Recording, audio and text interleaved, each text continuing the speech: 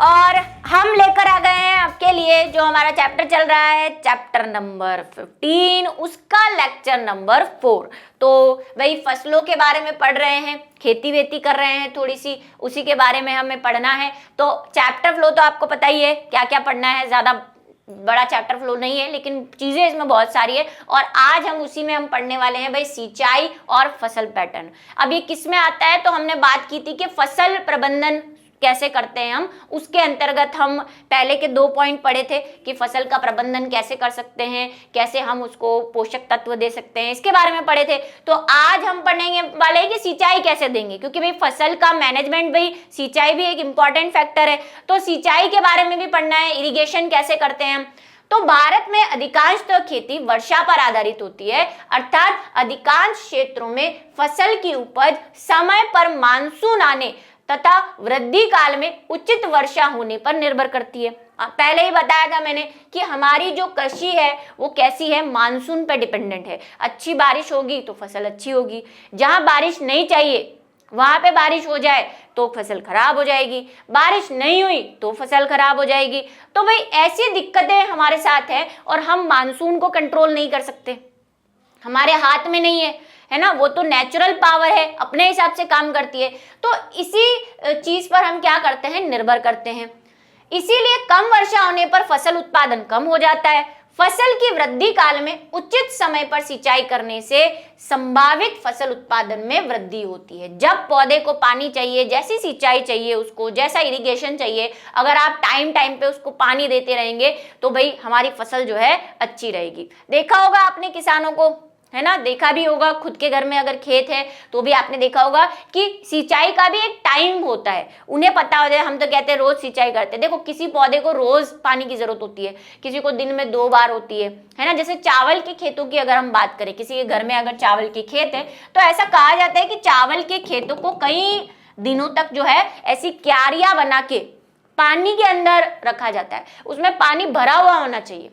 एक तो हम सिंचाई करते हैं कि पानी डाल दिया मिट्टी में चला गया, ठीक है, यहाँ पे क्यारियों में पानी भरा हुआ रहना चाहिए। कुछ समय होता है ऐसा जहाँ पे जितने दिन के लिए उसको भाई भरे हुए पानी के अंदर रखा जाता है चावल के खेतों को, खेत में जो चावल है उनको, तो मतलब पौधे जो चावल के हैं, धान के, तो ऐसा किया जाता है। तो उन्हें पता होता है, तो भाई सिंचाई समय पर अगर हम देंगे, उचित समय पर देंगे, जब चाहिए तब देंगे। जैसे ऐसा नहीं भाई उसको पानी चाहिए ही नहीं था और बारिश हो रही है, धड़ाधड़ बाढ़ आ रही है, तो वो हमारे काम की नहीं, उससे तो हमारी फसल बर्बाद हो जाएगी। आप जबरदस्ती उसको पानी दे रहे हो, चाहिए ही नहीं, तो फसल खराब हो जाएगी। तो उचित समय पर अगर हम सिंचाई देंगे तो हमारी फसल जो है वो अच्छी होगी। इसीलिए अधिकाधिक कृषि भूमि को संचित करने के लिए बहुत से उपाय किए जाते हैं। अब हम सिंचाई देंगे कैसे, बारिश तो जब होगी, रोज बारिश भी नहीं होती है ना, हर सीजन में बारिश नहीं होती, तो जब सीजन में बारिश नहीं होती तो हमें उसे बाहर से कुछ उपाय करने पड़ते हैं जिनसे हम खेतों में क्या कर सके, सिंचाई कर सके। और वो उपाय ज्यादा कुछ भारी भरकम नहीं है, सारे आपने पढ़े हैं। जैसे कि उदाहरण के लिए हमारे पास गाँव में कुएं होते हैं, भाई देखा है सबने कुआं, नहीं देखा है फोटो देख लो। नहरें होती हैं, नदियां होती है, तालाब होते हैं। तो अब एक एक के बारे में हमें कुछ इंफॉर्मेशन दी है। जैसे कि कुएं के बारे में सबने पढ़ा है, देखा है कुआं क्या होता है ना। कुएं में भूमिगत पानी होता है, ये कुएं खोदे जाते हैं, जो जमीन से पानी निकलता है उसे कुआं कहते हैं। अब कुएं का ही एक एडवांस वर्जन हमारे पास है। पहले जमाने में, गाँवों में तो अभी भी होते हैं, पहले जमाने में क्या करते थे, घर के बाहर कुआं खोद देते थे। अब कुआं थोड़ा सा आउटस्टैंड, मतलब लगता है कि भाई कैसा ओल्ड फैशन जैसे कह सकते हैं। तो भाई आजकल क्या नया वाला निकला है, जिसको आप कहते हो बोरिंग करवाते हैं हमारे घर में, है ना। वो बोरिंग करवा के जमीन में से पानी निकाल के, उसमें कुआं नहीं होता, उसमें ऐसा क्या एक पंप जैसा सिस्टम लगा देते हैं जिसमें मोटर लगी रहती है, आप उससे पानी निकाल लो, है ना, बोरिंग जिसको कहते हैं। तो वो होता है। तो 2 तरह के हैं हमारे पास, एक तो भाई खुदे हुए कुएं जैसे कि ये हैं, और एक जो मैंने अभी बताया नलकूप, जिसको ट्यूबवेल भी कहते हैं। भाई ट्यूबवेल सुना हो आपने, है ना, जमीन पे ऐसे बस लंबा सा एक खड़ा सा पाइप दिखता है, अंदर खोद देते हैं, बोरिंग करवाते हैं, पानी आ जाता है, उसको पाइप कनेक्शन से जोड़ देते हैं। ऊपर बस इतना सा मुंह दिखता है, ऐसा कुएं जैसा कुछ नहीं दिखता, और फिर मोटर चला के जैसे जैसे पानी चाहिए होता है वैसे वैसे ले लेते हैं। तो 2 तरह के हैं हमारे पास। खुदे हुए कुएं द्वारा भूमिगत जल स्तरों में से स्थित पानी को एकत्रित किया जाता है। नलकूप में पानी गहरे जल स्तरों से निकाला जाता है। ठीक है, कुएं में तो क्या होता है, परमानेंट एक बार बना देते हैं और कुआं आपको पता है सूख भी जाता है। सुना हो आपने कभी कि हमारे गांव में कुआं था जो सूख गया। तो जितना अंडरग्राउंड पानी है, क्योंकि ज्यादा कुआं डीप में नहीं खोदा जाता, जबकि बोरिंग तो मशीनों से की जाती है ना। बड़ी सी मशीन आती है, 10-12-15 हज़ार रुपए लेती है, फिर वो जमीन के अंदर गड्ढा करती है। आजकल सब मकानों में जो है फैशन हो गया है भाई बोरिंग करवाने का। ठीक है, तो जमीन में बहुत गहराई से क्या किए जाते हैं, ये ट्यूबवेल्स लगाए जाते हैं। ये परमानेंट है भाई। ठीक है, नहरें सबने देखी है, जिसको हम कैनाल्स भी कहते हैं। नहरें देखो, इंदिरा गांधी नहर परियोजना है ना, सांबर परियोजना और बहुत सारी परियोजनाओं के नाम आपने सुने होंगे। तो ये जो है नहरें क्या होती है, इस प्रकार की होती है कि जैसे मान लो किसी गांव में दिक्कत है, पानी नहीं आ रहा, तो कोई नहर परियोजना चलाई जाती है कि जहाँ पे पानी है, जैसे कोई डैम है, उससे छोटी सी ऐसी कैनाल निकाल दी जाए और उस गांव में या जहाँ पे भी पानी की जरूरत है वहाँ पे नहरें बनाई जाती है। सिंचाई के लिए, इलेक्ट्रिसिटी के लिए, बहुत से वजह से बनाई जाती है। तो ये नहरें आपने देखी होगी, आपके भी गांव में आसपास कभी हो, कैनाल सिस्टम जिसको हम कहते हैं। यह सिंचाई का एक बहुत ही विस्तृत और व्यापक तंत्र है। बहुत लंबा होता है भाई नहर, छोटी मोटी नहीं होती। ठीक है, इसमें पानी एक या अधिक जलाशयों अथवा नदियों से आता है। ठीक है, अभी मैंने बोला डैम से या नदी, जैसे मान लो किसी राज्य में बहुत पानी है, ठीक है, और किसी राज्य में सूखा पड़ा है, तो उस राज्य के उस पानी को मोड़ के ऐसे सीमेंट की ऐसे दीवारें बना बना के दूसरे राज्य तक ले जाया जाता है उस पानी को। तो उसी को हम कैनाल सिस्टम कहते हैं और इसकी शाखाएं भी होती है। तो इसीलिए कह रहा है कि ये एक या अधिक जलाशयों से मिलकर बनी होती है। मतलब इसमें जो पानी आ रहा है वो हो सकता है किसी एक जगह से नहीं आके 2-3 जगहों से मिक्स होके आ रहा हो, ऐसा भी हो सकता है। नेक्स्ट है नदी जल उठाव प्रणाली। ये क्या है नदी जल उठाव प्रणाली? जिन क्षेत्रों में जलाशयों से कम पानी मिलने के कारण नहरों का बहाव अनियमित अपर्याप्त होता है, वहां जल उठाव प्रणाली अधिक उपयोगी होती है। इसमें क्या किया जाता है, एक तो नहरें हो गई, एक कुएं हो गए। अब मान लो वहां पे नहर नहीं है या आसपास ऐसा कोई सिस्टम ही नहीं है जिसमें कि भाई पानी नहरों के द्वारा लाया जा सके, तो वहां पे जल उठाव प्रणाली यूज की जाती है। अब ये जल उठाव प्रणाली क्या है, यहाँ पे जल का स्तर को बढ़ाया जाता है, ठीक है, या फिर हम इसको कह सकते हैं कृत्रिम जलाशय बनाए जाते हैं, है ना। इसको हम क्या कह सकते हैं, कृत्रिम जलाशय बना सकते हैं, क्योंकि भाई यहाँ पे देखो बहाव अनियमित है। जो नदी है वो कहीं भी जा रही है किसी भी दिशा में। जैसे मान लो इस साल बारिश बहुत ज्यादा हुई, अब वो नदी पहले जहाँ पे मकान बने हुए थे, है ना, बहुत सालों से वहां पे पानी नहीं आया था, तो लोगों ने उस जगह पे मकान बनाना शुरू कर दिए। आपने भी सुना होगा कई लोगों को कहते हुए कि यहाँ पे बहुत पहले नहरें हुआ करती थी, अब यहाँ पे मकान बन गए। और फिर जब तेज बारिश आती है तो वो मकान डूब जाते हैं, तो बोलते हैं ये डूबत क्षेत्र में मकान है। यहाँ पे पहले तालाब था, बहुत साल तालाब नहीं रहा, तो लोगों ने प्लॉट काट दिए, मकान बना दिए, अब ये क्या कर रहे हैं, डूब रहे हैं। तो जहाँ पे अनियमितता रहती है वहां पे क्या किया जाता है, परमानेंटली कोई नदी या जलाशय नहीं होता है, वहां पे सीजनल जलाशय बनता है। जैसे कि मान लो बारिश हुई तो वो नदी या तालाब बन गया, फिर सूखा पड़ जाता है तो वो तालाब पूरा ही सूख जाता है। और कई बार मैंने तो ट्रेन में जाते हुए देखा है, आपने भी नोटिस किया होगा कि कई जगह पे जहाँ पे नदियां सूख जाती है वहां पे खेती करना लोग शुरू कर देते हैं उस सीजन में। जैसे कि अभी बारिश का सीजन नहीं है तो वो जलाशय सूखा पड़ा होगा, तो वहां पे खेती करना शुरू कर देते हैं। फिर जब बारिश होती है तो उस टाइम खेती नहीं करते उस जगह पे, तो उसका यूज कर सकते हैं। तो जल उठाव प्रणाली उसको कहते हैं जहां पे परमानेंट पानी नहीं रहता। फिर है तालाब, सबने देखा है भाई, कोई है ऐसा जो तालाब नहीं जानता हो, है ना, धरती पे रह के। छोटे जलाशय जो छोटे क्षेत्रों में बहते हुए पानी का संग्रह करते हैं, तालाब का रूप ले लेते हैं। नदी और तालाब में तो डिफरेंस समझते हो। देखो नदी तो हमेशा बहती रहती है, तालाब तो भाई ऐसा बंद सा होता है, उसमें बस जो भी एरिया है उस एरिया में ही पानी रहता है, भले वो कितना भी बड़ा तालाब हो, लेकिन उसकी बाउंड्रीज होती है। लेकिन नदी तो बहती रहती है, वो तो एक राज्य से दूसरे राज्य में, दूसरे से तीसरे में, है ना, कहाँ से निकली है कहाँ जाएगी कुछ पता नहीं रहता है। हालांकि अब तो हमारे पास मैप है, सब कुछ पता कर सकते हैं हम। कृषि में पानी की उपलब्धि बढ़ाने के लिए आधुनिक विधियां जैसे वर्षा के पानी का संग्रहण तथा जल के विभाजन का उचित प्रबंधन द्वारा उपयोग किया जाता है। अब कैसे भी हमें क्या करना पड़ेगा, मैनेज करना पड़ेगा। तो हम क्या करते हैं, पानी की उपलब्धता बढ़ाने के लिए या तो कोई आधुनिक विधि यूज करेंगे, जैसे वर्षा के पानी का संग्रहण, रेन वाटर हार्वेस्टिंग के बारे में सुना होगा आपने, है ना, पानी को बचाओ, है ना, बारिश का पानी जो है छत पे वो ऐसे टंकियां लगाओ जिसमें एक कपड़ा बांध दो बड़ा सा, ताकि बारिश का पानी छन के आए तो हमारे पास जो है पानी रहे। एक छत वाला कॉन्सेप्ट भी देखा होगा, है ना, छतों के पानी को इकट्ठा कर लेते हैं ऐसे और फिर नीचे लाके किसी टैंक वगैरह में डाल देते हैं, फिल्टर लगा देते हैं भाई, छत पे पानी कपड़ा या कुछ लगा दिया ताकि गंदगी अंदर नहीं जाए, और फिर उसी टैंक के पानी को यूज करते हैं जब सीजन चला जाता है। तो रेन वाटर हार्वेस्टिंग यानी कि जिसको हम क्या कहते हैं भाई, वर्षा के पानी का संग्रहण किया जाता है ना, आजकल ये विधियां बहुत है।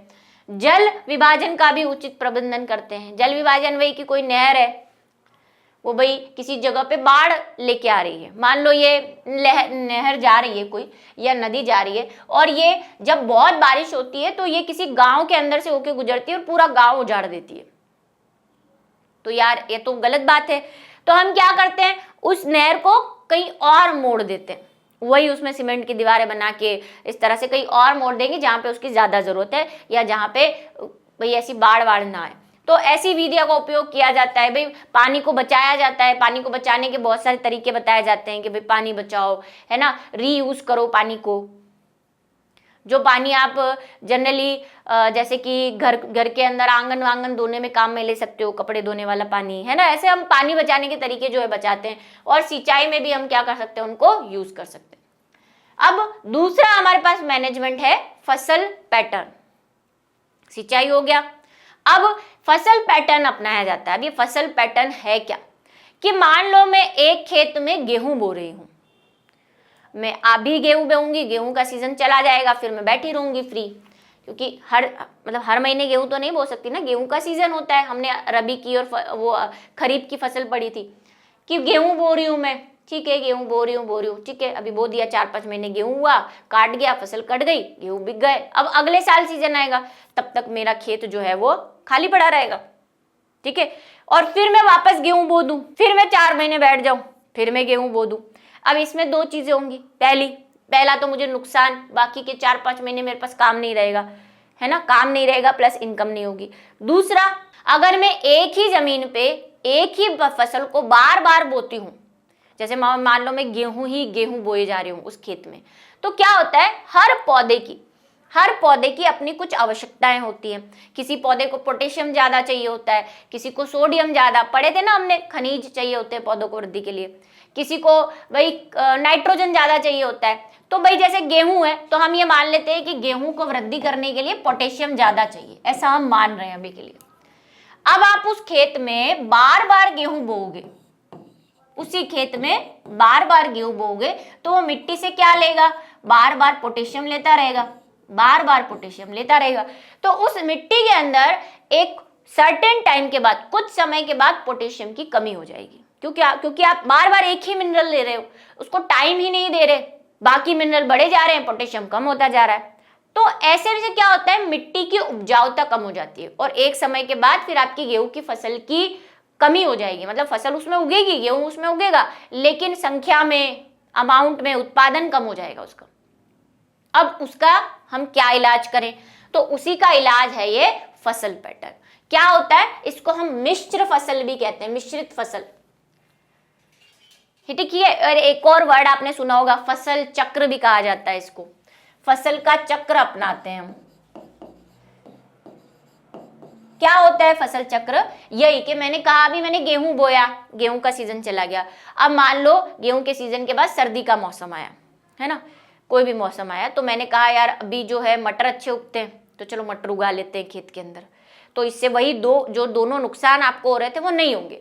एक आपने गेहूं बोया तो इसने भाई पोटेशियम ले लिया था, अब आपने मटर बोनी, मटर की आवश्यकता अलग है, प्लस मटर में आपको पता है, मटर मैंने आपको बताया था कि मटर के अंदर छोटे छोटे बैक्टीरिया होते हैं, राइजोबियम बैक्टीरिया कहते हैं उनको। वो क्या करते हैं, वो नाइट्रोजन को, वायुमंडलीय नाइट्रोजन को जमीन के अंदर लाते हैं, तो उससे क्या होगा, जमीन में नाइट्रोजन की क्षमता बढ़ेगी, प्लस मटर की आवश्यकता अलग होगी। मान लो मटर को जो है अच्छा सिंबल नहीं, मतलब मान लो मटर को, भाई मैंने पोटेशियम लिखा है तो ये पोटेशियम सिंबल नहीं लिखा, सिर्फ पोटेशियम के लिए लिखा है। पोटेशियम का ऐसे तो साइंटिफिक सिंबल के होता है ना, मैंने यहाँ पोटेशियम पी से पोटेशियम लिखा है, सिंबल नहीं लिखा था मैंने, क्योंकि अभी मैंने के लिखा तो भाई मुझे याद आया कि आप कहीं इसको वो तो नहीं समझ रहे, बोलेंगे मैम ये तो फॉस्फोरस है ना, ठीक है, मैंने सिर्फ वो उसका फर्स्ट लेटर लिखा था, ठीक है, कि पोटेशियम है, सिंबल नहीं लिखा था। मान लो अब हमारे पास हमने मटर बोया, मटर को नाइट्रोजन की ज्यादा जरूरत है तो मटर नाइट्रोजन लेगा, तो उतने टाइम के लिए फास्फोरस को भाई शांति हो जाएगी कि मैं यूज नहीं हो रहा, प्लस मटर से जो फास्फोरस निकलेगा, मटर की पत्तियों से, सड़ी गली पत्तियों से जो फास्फोरस निकलेगा, क्योंकि हमने चक्र पढ़ा हुआ है भाई सबका, है ना, पोटेशियम फास्फोरस जो निकलेगा तो मिट्टी में वो वापस बनता रहेगा, उसको टाइम मिल जाएगा, ये कहना है। दूसरा, आप मटर बोगे तो आपकी इनकम भी होगी, भाई मटर बिकेंगे तो इनकम होगी, तो दोनों आपकी क्या हो जाएगी, सिचुएशन सॉल्व हो जाएगी। जैसे गेहूं, अब क्या किया जाता है, साथ में भी बोते हैं, जैसे आधे खेत में गेहूं बो दिया, आधे खेत में चना बो दिया, क्योंकि ये दोनों सेम सीजन के अंदर उगती है, तो गेहूं और चना साथ बो दो, उससे भी क्या होगा, मिट्टी की उपजाऊता बनी रहेगी। मान लो गेहूं अच्छा नहीं हुआ तो कम से कम चने से तो इनकम हो ही जाएगी। ऐसा गेहूं और सरसों बो सकते हैं साथ में, गेहूं, मूंगफली और सूर्यमुखी जो है वो साथ में बो सकते हैं, ऐसा बोते भी है लोग। वही मैंने कहा, जिनके आसपास खेत है या कभी देखे हो आप, बस में जाते, ट्रेन में जाते, तो आपने ये चीजें नोटिस की होगी, ये बुक में दे रखे हैं आपके एग्जाम्पल, ठीक है। इससे हानि होने की संभावनाएं कम होती है। वही मैंने कहा भाई आपको नुकसान नहीं होगा, आपकी इनकम होती रहेगी। मान लो कि आप गेहूं ही बोते हो, एक साल गेहूं अच्छा नहीं हुआ तो आप तो कर्जे में चले जाओगे, बीच में आप कुछ बोते नहीं हो, अब नेक्स्ट ईयर तक जब तक आप गेहूं बोओगे तब तक आपके पास पैसे की भी तंगी, जमीन का भी नुकसान हो रहा है, ठीक है, तो आपको हानि नहीं होगी, क्योंकि फसल के नष्ट हो जाने पर भी फसल उत्पादन की आशा बनी रहती है। मान लो एक फसल अच्छी नहीं हुई, चना अच्छा हो गया, या चलो दोनों थोड़े थोड़े अच्छे हुए, तो आपका तो क्या हो जाएगा, काम निकल जाएगा। अंतरा फसलीकरण में दो अथवा दो से अधिक फसलों को एक साथ एक ही खेत में निर्दिष्ट पैटर्न पर उगाते हैं, इसे ही कहते हैं अंतरा फसलीकरण। जैसे ये बो रहे हैं, गेहूं के साथ चना बो रहे हैं, गेहूं के साथ सरसों बो रहे हैं, मूंगफली के साथ सूर्यमुखी बो रहे हैं। कुछ पंक्तियों में एक प्रकार की फसल तथा इसके एकांतर में दूसरी पंक्ति में दूसरी प्रकार की फसल बोते हैं। यही खेत है, इसका क्या मतलब हुआ, यहां पे मैंने क्या किया, देखो दो तरीके हैं, ये लाइन जो कह रही है वो बता रही हूं अभी मैं, ये कह रहा है एक लाइन में सारे गेहूं बो दिए, है ना, सारे एक लाइन में गेहूं है, और दूसरे लाइन में क्या बो दिए, चने की फसल। ऐसे ही फिर वापस एक लाइन में गेहूं बो दिए, फिर एक लाइन में चने, ये चीज कह रहा है। इसी का दूसरा पैटर्न भी आप अपना सकते हो, जो मैंने कहा, आधा आधा कर लो भाई, आधे में गेहूं और आधे में चने उगा लो, है ना, तो ये ज्यादा बेटर है मेरे हिसाब से, है ना भाई, क्योंकि आप जब इसको काटोगे तो काट तो अभी भी सकते हैं भाई, एक एक लाइन में आपको काटना पड़ेगा, पहले सारे गेहूं काटोगे एक एक करके, फिर चना काटोगे, एक साथ नहीं काट सकते क्योंकि फिर वो गेहूं और चना मिक्स हो जाएगा। यहाँ पे आधा आधा खेत रहेगा तो एक साथ ट्रैक्टर फिराया जा सकता है, ठीक है। इसके उदाहरण है सोयाबीन और मक्का, बाजरा और लोबिया। एकांतरित क्रम में आप क्या बो सकते हो भाई, सोयाबीन मक्का बो सकते हो, बाजरा लोबिया बो सकते हो। अच्छा, ये क्यों, ऐसा क्यों बोल रहा है सोयाबीन और मक्का, वही आवश्यकताओं के हिसाब से। देखो यहाँ पे गेहूं के साथ चना क्यों बो रहे हैं, क्योंकि गेहूं की अलग आवश्यकता है, जैसे मैंने अभी बोला, क्योंकि मैं उस लेवल पे नहीं जाऊंगी जहां पे आपको समझ नहीं आए। मान लो मैंने अभी कहा कि गेहूं को पोटेशियम ज्यादा चाहिए लेकिन चने को फास्फोरस ज्यादा चाहिए, तो भाई कंपटीशन नहीं होगा इनके बीच में, एक ही चीज को नहीं लेंगे ये, क्योंकि अगर एक ही चीज को लेंगे तो फिर मिट्टी में उस चीज की कमी हो जाएगी, लेने वाले दो, वही वो आपने मुहावरा सुना है, एक अनार 100 बीमार वाली सिचुएशन हो जाएगी। इसीलिए ये कॉम्बिनेशन सोच समझ के बनाना पड़ता है, ऐसा नहीं है कि आप किसी के भी साथ किसी को भी जोड़ दो। ये इसीलिए एग्जाम्पल आपको अपने हिसाब से नहीं लिखने, ये जो लिखे हुए हैं उस हिसाब से लिखे हुए हैं, कॉम्बिनेशन बनाना पड़ेगा आपको, आवश्यकताएं अलग अलग होनी चाहिए। ऐसा नहीं आप चने के साथ सरसों बो दो, क्योंकि दोनों की आवश्यकताएं एक है, फिर आपको वो नुकसान होगा, या तो एक फसल अच्छी रहेगी दूसरी खराब हो जाएगी। ऐसे ही यहाँ पे भी है, सोयाबीन के साथ मक्का बो रखा है और बाजरा के साथ लोबिया। दूसरा सीजनल पे भी डिपेंड करेगा, अभी सीजन भी होना चाहिए। आप चाहो मैं तो गेहूं के साथ जो है सोयाबीन बोऊं या सरसों बोऊं, सरसों का सीजन ही नहीं है, आप एम ही अपना सरसों बोए जा रहे हो, तो काफी चीजें ध्यान में रखनी होती है। फसल का चुनाव इस प्रकार करें कि पोषक तत्वों की आवश्यकताएं भिन्न भिन्न हो। आ गई बात, आ गई कि भाई दोनों की आवश्यकताएं जो हो वो कैसी होनी चाहिए, भिन्न भिन्न होनी चाहिए, वरना वो आपस में, वो भी फास्फोरस खींच रहा है जमीन से, वो भी फास्फोरस जमीन से खींच रहा है, तो भाई मिट्टी में तो कमी हो जाएगी, इतना कहाँ से लाएगी फास्फोरस, उसमें तो जो बना हुआ है वो पहले से बना हुआ है, जिससे पोषकों का अधिकतम उपयोग हो सके। ठीक है, और भी है भाई, दूसरी बो दो आप फसल। किसी खेत में क्रमवार पूर्व नियोजित कार्यक्रम के अनुसार विभिन्न फसलों के उगाने को फसल चक्र कहते हैं। फसल चक्र की बात मैंने देखी, बताई थी अभी, ऑल्टरनेट बोया जाता है इसमें। फसल चक्र में क्या करते हैं, ऑल्टरनेट। जैसे कि आपने क्या बो दिया, जैसे कि एक साल, अभी 3 महीने आपने क्या बो दिए, एक एग्जाम्पल ले रहे हैं हम, 3 महीने आपने गेहूं बो दिए। अब आप क्या करो, बाकी के जो 3 महीने, गेहूं 3 महीने उगेंगे, 3-4 महीने जो सीजन होगा, उसके बाद जो सीजन आया उसमें आप भाई वो मटर बो दो। फिर उसके बाद कोई सीजन आए तो आप गेहूं, वापस गेहूं बो दो, या गेहूं की जगह चावल बो दो, जो भी सीजन है उस हिसाब से बो। तो इसको बोलते हैं फसल चक्र अपनाना। चक्र चलता है कि गेहूं बोया, फिर मटर बोया, फिर गेहूं बो दिया, फिर मटर बोया, फिर गेहूं बो दिया, या गेहूं बोया, मटर बोया, चना बोया, फिर गेहूं बो दिया, ऐसे। ठीक है, तो एक चक्र चलता है इसके अंदर, और ये भी हमारे लिए, खेतों के लिए फायदेमंद होता है। सबका रीजन एक ही है कि जो मिट्टी है उसमें उर्वरकता बनी रहे, ऐसा नहीं हो कि कोई एक प्रकार का खनिज जो है वो बार बार यूज होता रहे और मिट्टी अनउपजाऊ हो जाए। एक कटाई के बाद कौन सी फसल उगानी है, यह नमी तथा सिंचाई की उपलब्धता पर निर्भर करती है। काफी चीजें ध्यान में रखनी पड़ती है कि जो फसल आप बोने वाले हो उसकी सिंचाई कितनी चाहिए, उसको पानी कितना चाहिए, उसको कितना समय लगेगा। दूसरा, आवश्यकताएं जो मैंने कहा वो भी ध्यान में रखनी है। ठीक है, तो ये था फसल सिंचाई चक्र के बारे में।